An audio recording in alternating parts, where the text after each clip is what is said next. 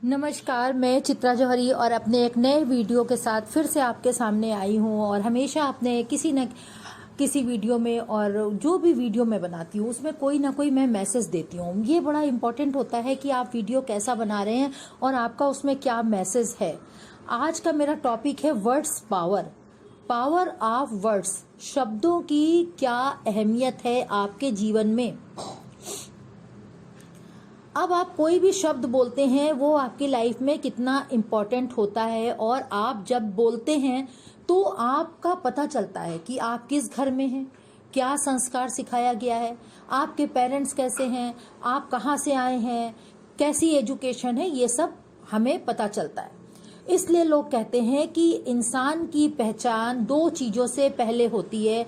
एक तो कपड़ों से, आपके कपड़े बताते हैं कि आप किस तरह से आपने अपने को रखा है और आपकी क्या पर्सनैलिटी। दूसरा, जब आप बातचीत करते हैं तो बातचीत से पता चलता है कि एक्चुअल आप क्या हैं, आपको क्या नॉलेज है, आपकी कैसी सोच है, आपकी क्या पर्सनैलिटी है, आप निगेटिव हैं या पॉजिटिव हैं। ये सब चीज़ें हमें पता चलती है।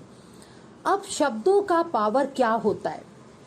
आप लाइफ में अगर सोचते हैं कि हम एक इंसान से गुस्सा हैं, वो इंसान आपके ऊपर हावी हो रहा है, तो आप उससे परेशान होते हैं, होते जाते हैं और वो क्या होता है कि आप उसके बारे में क्योंकि सोच रहे हैं कि हम परेशान हो रहे हैं, तो दो चीज़ें होती हैं। या तो आप उस आदमी से दूर हो जाएं या फिर उसकी बातों को अपने ऊपर असर ना आने दें, क्योंकि उसके शब्द ऐसे हैं जो आपको मानसिक प्रताड़ना दे रहे हैं। और आप, क्योंकि वो आदमी सिक है, वो आदमी बीमार है, वो बातों से बीमार है, उसकी लाइफ में डिस्टर्बेंस है, तो इसलिए उसको गुस्सा आता है।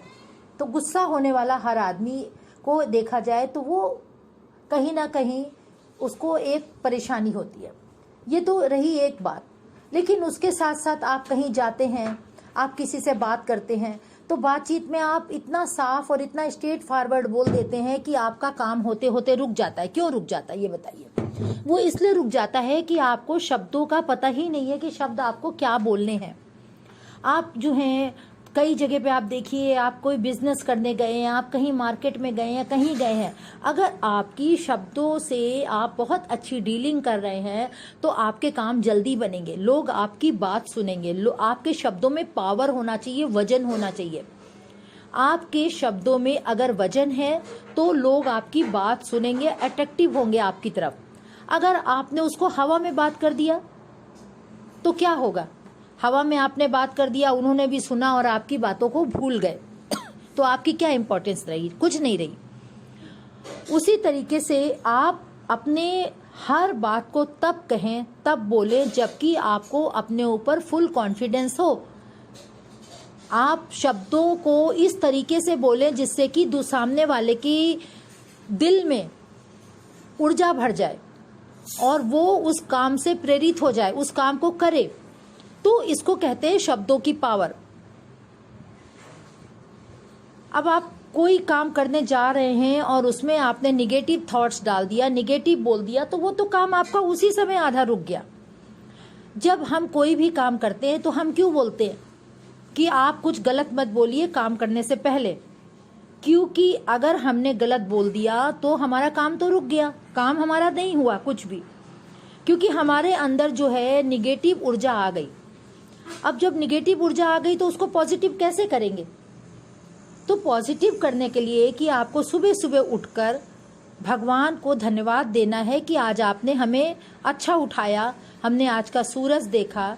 उसके बाद आप अपनी बॉडी को धन्यवाद दीजिए कि आपने हमें सही रखा। क्योंकि आप देखिए, कई लोग बीमार हो जाते हैं, परेशान होते हैं। क्यों होते हैं? क्योंकि आपकी बॉडी ने आपको धोखा दे दिया, नहीं है वो फिट है। तो उसको भी धन्यवाद दीजिए, हर बात का शुक्रिया करिए। कोई भी चीज़ होती है तो शुक्रिया बोलिए। जो इंसान से आप तंग हो रहे हैं, परेशान हो रहे हैं, उससे भी आप ज़्यादा बात मत करिए। कोशिश करिए आप ज़्यादा बात ही मत करिए। आप अपने गुस्से को कंट्रोल करिए। इसके साथ साथ आप दूसरों की जो गलतियां हैं, जो चीज़ें हैं, उनको अपने ऊपर हावी मत होने दीजिए, क्योंकि आप हावी होंगे तो आप बीमार हो रहे हैं, आप सिक हो रहे हैं, आप बीमार हो रहे हैं।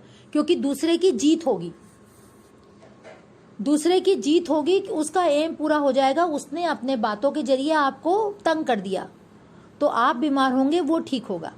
अगर आप निगेटिव बात को लेंगे, निगेटिव बातों को सुनेंगे, कई बार आपने देखा है बहुत जगह गॉसिप होती है, उसने ऐसा कर दिया, उसने वैसा कर दिया, उसने घर बनवा लिया, उसने कार बनवा लिया, उसने ये ले लिया, उसकी लड़की की शादी में ये दहेज मिला, उसकी लड़की अच्छी है, उसका दामाद अच्छा है। तो होता क्या है कि हम ये क्यों सुनते हैं?